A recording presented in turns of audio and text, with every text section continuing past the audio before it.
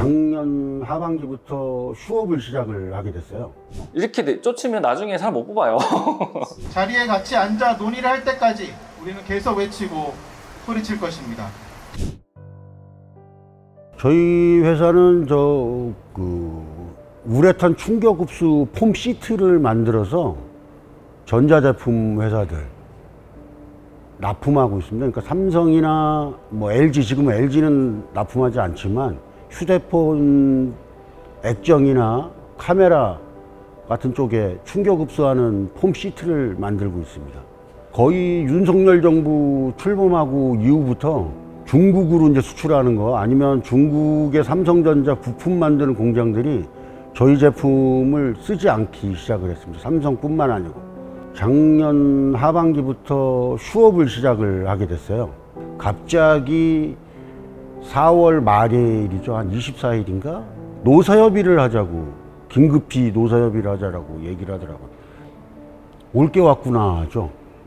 그러면 예측은 하고 있었어요. 뭔가 하나가 구조조정 비슷한 게 터질 것 같다. 그 중에 제일 조합하고 상대하기 쉬운 게 희망퇴직이겠구나라는 생각은 계속 하고 있었습니다. 몇 개 라인을 예상을 하고 희망퇴직을 실시하는 것이냐라고 물어봤는데 4개 라인이라고 하더라고요. 자기네들 인원을 정해놓은 적이 없다고 얘기를 하더라고요. 그러니까 생산 이외에 다른 관리직 지원부서들은 자를 생각이 없고 생산만 자르겠다는, 근데 다른 방법을 좀 찾기를 바랬었어요. 그래서 조합에서도 계속 얘기를 했죠. 영업이나 기술 쪽으로 해가지고 다른 부분을 좀 찾을 필요가 있겠다. 조건이 별로 좋지는 않았어요. 제시했을 때. 그래서 좋지 않아서 저희가 조합에서 반대만 하고 내용 협상을 안 했습니다. 좋지 않아야 더 많이 안 나가니까요. 조합에서 56명까지 있었는데 지금 얼마 전 희망퇴직을 해가지고 42명입니다. 전체로는 13명 나갔습니다. 전체로는 13명 나갔고요. 조합에서는 9명 나갔습니다. 이 이후에 벌어지는 걸 조합에서 책임지고 감당해 드릴 테니 남아 계시라고 전체 문자하고 좀 얘기를 좀 했었던 상황이 있었습니다. 그 당시에. 근데 이제 나가신 분들 붙잡을 수 없었습니다. 근데 지금 4개 라인밖에 못 돌린 인원밖에 없는데 품목 대응이 안 돼서 주말에 특근합니다, 지금.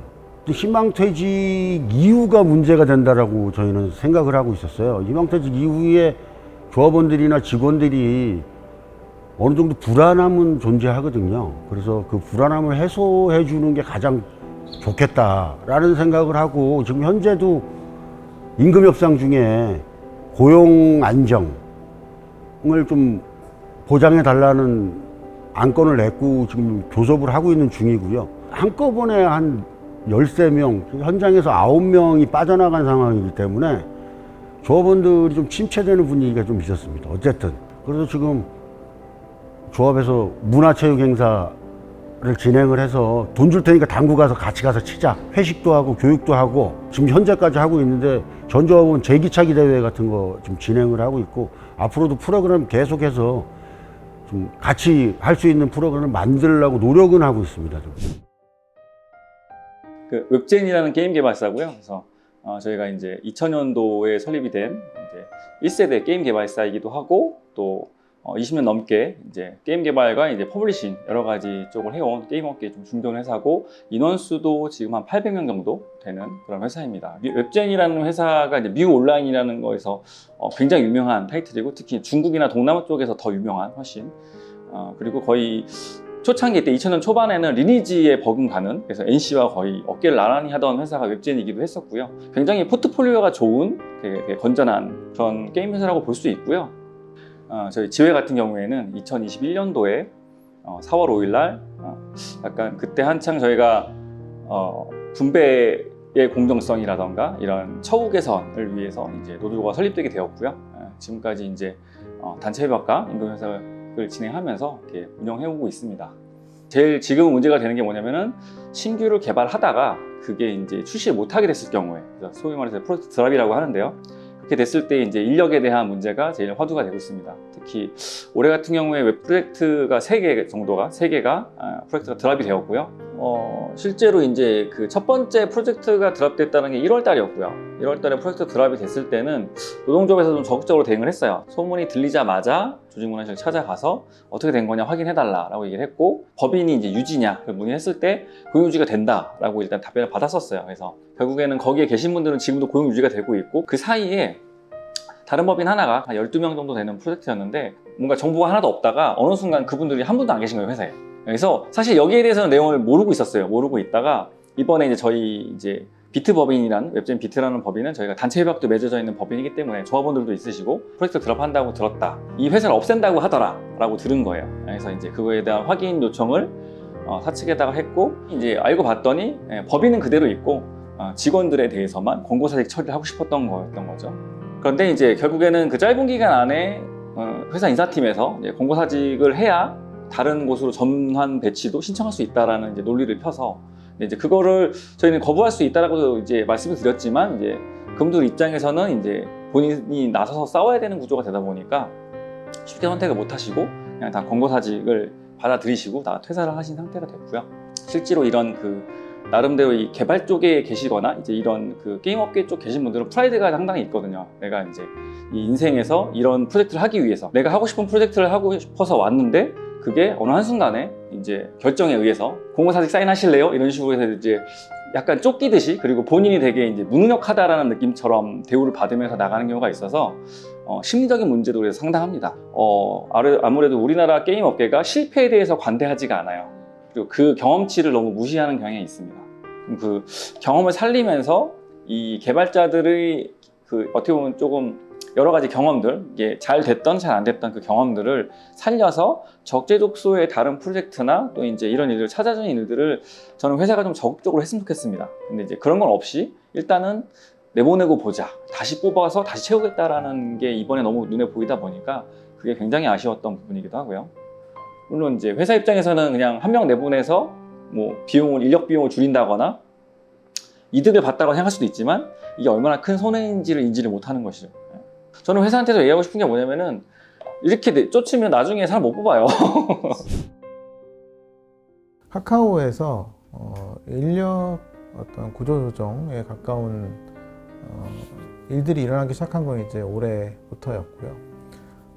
올해 일단은 6월에 카카오 엔터테인먼트에서 먼저 희망퇴직이 진행이 됐었고, 그 다음에 곧이어서 사실 카카오 엔터프라이즈에서도 당시에는 희망퇴직은 아니었고요.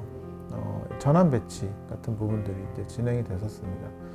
그래서 또 최근에는 이제 지난주에 카카오 게임즈의 계열사인 엑셀 게임즈에서 희망퇴직을 실시할 예정이다라고 이제 나왔고요.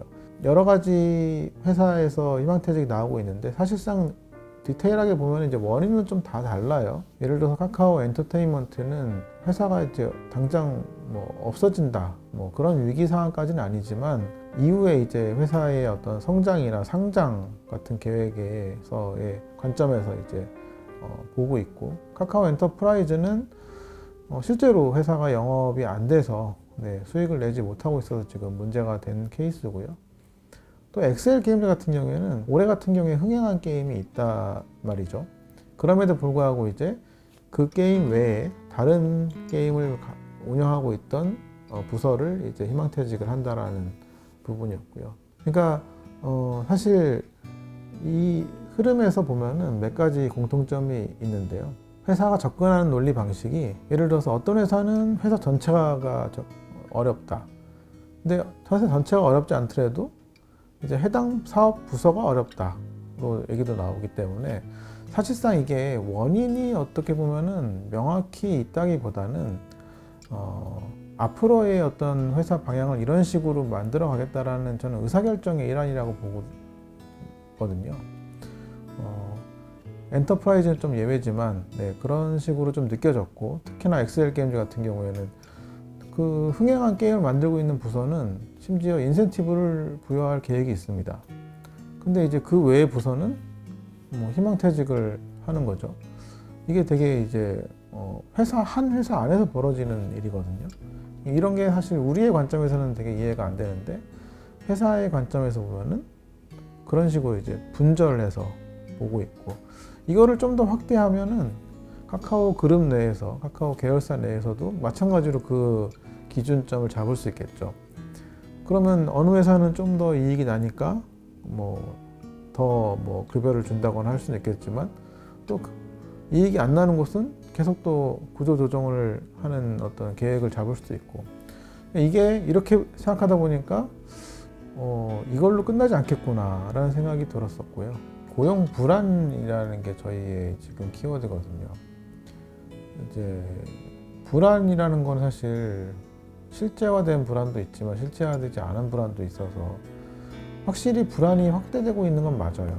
왜냐하면 보통 구조조정이라는 게 이제 가장 많이 회사가 되는 이유가 경기 불황이잖아요. 경기 불황은 같이 겪는 문제니까. 다만 이 경기 불황이 각각 회사들이나 노동자들에게 미치는 영향이 조금씩 다를 텐데, 그거를 이제 어떻게 보면 좀 단순화해서 구조조정을 시도하는 경우가 많은 거죠. 회사가 워낙 자주 바뀌고 구조 자체가 되게 유연하다 보니까, 좋게 말하면 사실 예측이 안 되는 거죠. 어떻게 보면 내가 무슨 일을 어디서 어떻게 할지를 예측하는 것 자체가 힘들고, 그러다 보니 이제 불확실성 하에서 뭔가 일을 해야 되는 게 굉장히 괴로운 부분이더라고요. 그래서 이게 되게 많이 느끼고 있는 부분인데 설명하기는 좀 어려운 부분이에요. 왜냐하면 이렇게 운영되는 데가 없기 때문에. 그래서 이 불안이라는 문제를 저희는 보통 불안을 얘기하면은 약간 너무 좀 약하게 얘기하는 게 아니냐라고 생각할 수 있는데, 저희 입장에서는 사실 이 불안이라는 게 굉장히 큰 문제라고 다가오는 부분은 있습니다. 그래서 당장 내가 이제 직장을 잃고 이런 부분에 대한 고민도 분명히 이후에는 나올 수 있어요. 네, 아직까지 이제 희망퇴직 다음에 뭐가 오느냐가 이제 문제인데, 아직까지 이제 어떤 강제적인 어떤 퇴직 절차 같은 것들이 대규모로 진행되지는 않으니까, 지금 단계에서의 고민은 아마 그런 부분인 것 같아요. 그래서 이 불안이 원래도 계속 컸는데 더 커져서 도저히 어떤 내가 일을 할 수 없는 느낌? 그래서 저희 구호 중에 이런 거 있죠. 여기 딱 있네요. 네. 일을 할 수가 없어요, 솔직히. 네, 이런 상황에 놓여져 있으니까. 그러니까 모든 삶이 약간 정지된 느낌이 듭니다.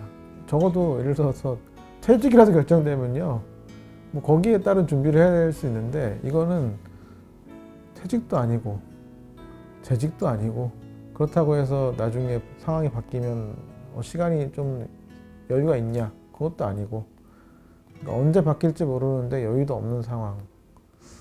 심리적인 어떤 그런 문제가 가장 큰 것 같아요.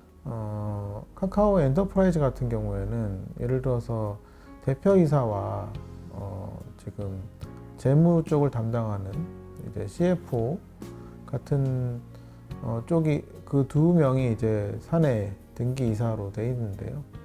사실 상장법인이 아니기 때문에 사회이사를 할 수 하는 게 의무사항도 아니기도 하지만, 그렇다 보니 굉장히 그나마 경영진을 견제할 수 있는 이사진도 사실 딱히 없었던 상황입니다.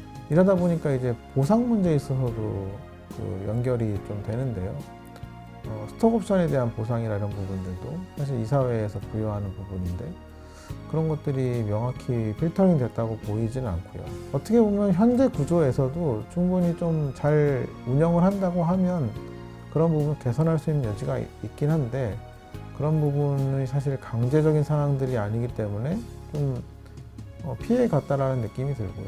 그런 게 아니라 사실 충분히 이 현재의 계열사의 지배 구조에서도 그런 걸 할 수 있거든요. 왜냐하면 카카오 같은 경우에는 기존에도 여러 계열사들이 같이 모여서 협약 같은 것들을 진행하고 발표했는데요. 대표적으로 인권경영선언이라든지 선언문이라든지, 최근에 납품단가 영동 문제라든지, 어떤 자체적인 협약과 규율로도 그런 부분을 충분히 정할 수 있는 부분도 있습니다. 그래서 결국 이런 문제들을 전체 계열사 차원에서 논의해보자. 그런 측면에서 저희가 공동체 차원의 어떤 논의기구, 협의체, 이런 얘기를 이제 계속 또 하고 있는 부분이고요. 물론 뭐 협의해서 잘 안 되면 네, 싸워서 만드는 수밖에 없죠. 제가 이슈에 대한 대응을 많이 하다 보니까 좀 이제 단기적인 문제로만 많이 접근했던 것 같아서 이번 거 같은 경우에 좀 장기적으로 접근하는 것도 필요하겠다는 생각이었고요. 그래서 어쨌든 하반기에 임단협과 내년도 초에 까지 이 부분이 좀 이어지는 흐름을 만들어내고 싶습니다. 일단은 지금 피켓팅을 이제 이어가려고 하고 있고요. 그 사이사이에 일단은 좀 더 규모 있는 행동을 할 수 있는 것도 고민을 하고 있는데요. 그래서 어쨌든 한 8, 9월쯤에 조금 더 상황이 악화되면 네, 그때 큰 투쟁을 좀 더 만들어 볼 생각은 있습니다.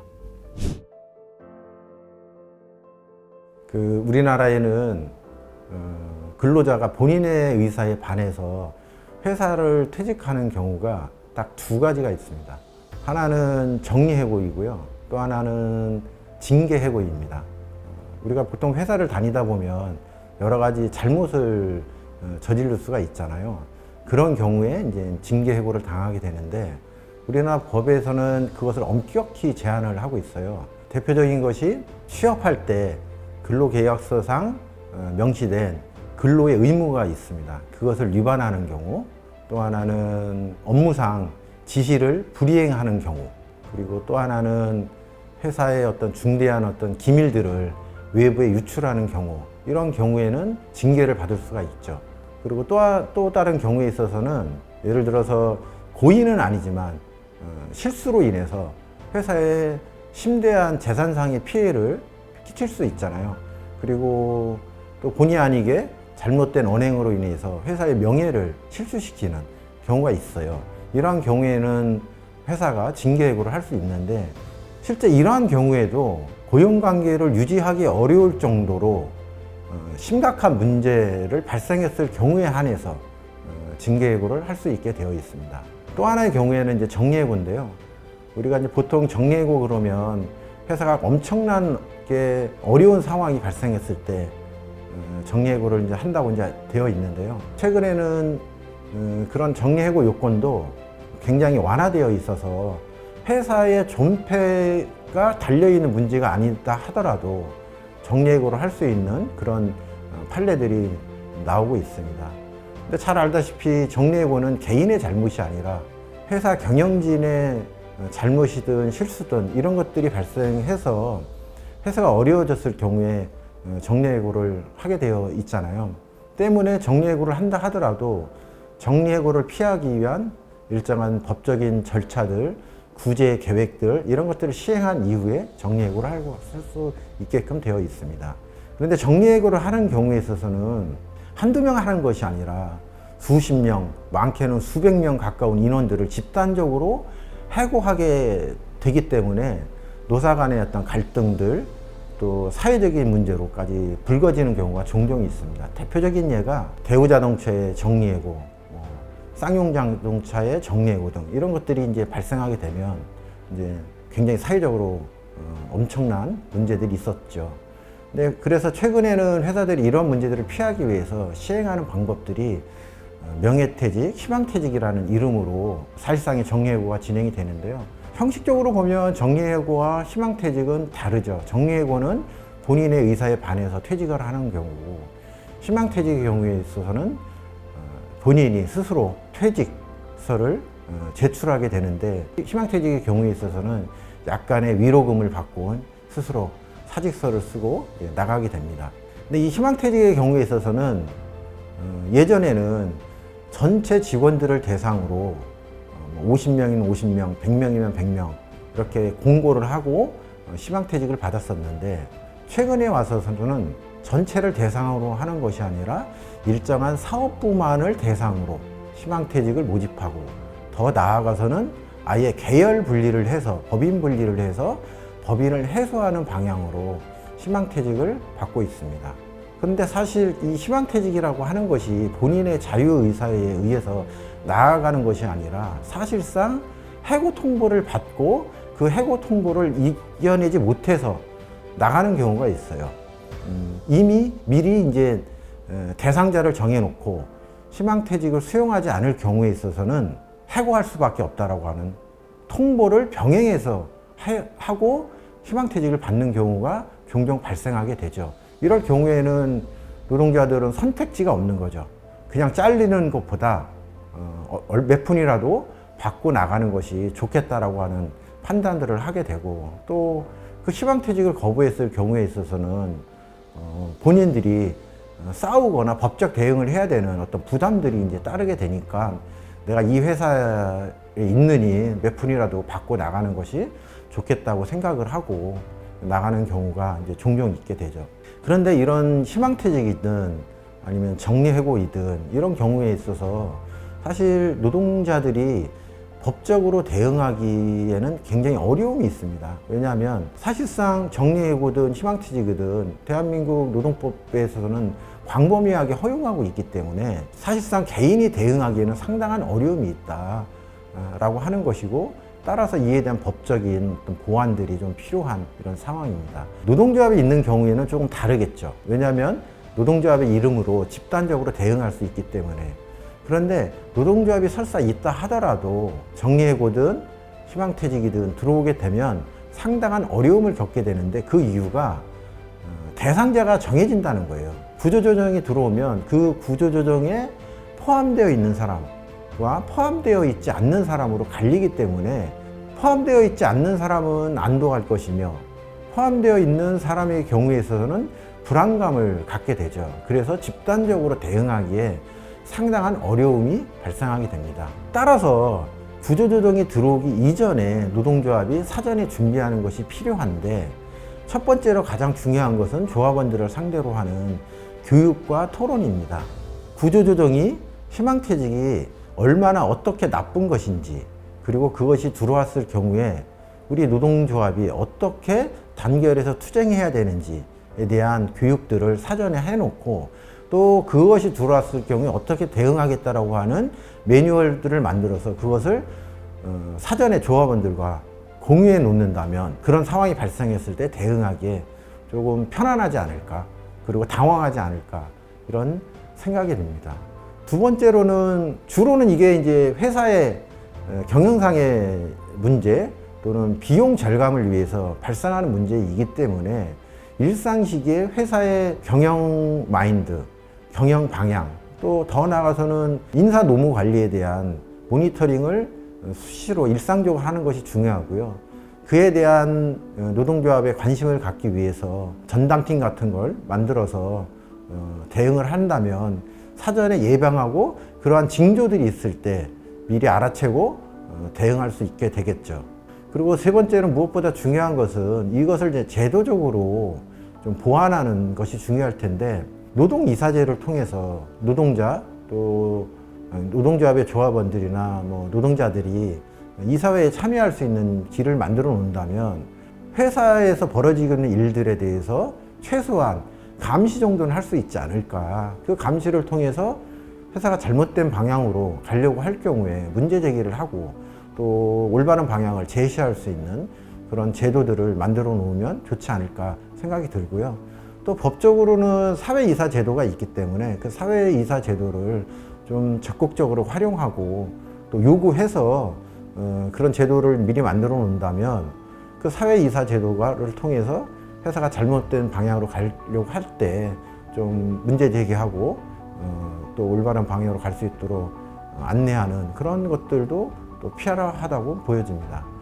가장 중요한 것은 일상적으로 회사가 어떤 경영 마인드를 가지고 있는지에 대해서 노동조합이 회사 내부의 일이라고 해서 회사 내적으로만 쉬쉬할 것이 아니라 문제가 발생했을 경우 사회에 적극적으로 알려내고 그것을 사회 이슈화하고 문제 제기를 통해서 우리 회사의 문제가 단순 우리 회사의 문제가 아니라 노동자 전체의 문제로 인식될 수 있게끔 그런 방향들을 통해서 우리 내부의 문제도 풀어나갈 수 있지 않을까 생각이 듭니다. 그런 것들을 우리 전체 조합원들이 인식하는 과정을 통해서 사전에 미리 대비도 할 수 있지 않을까 생각이 듭니다.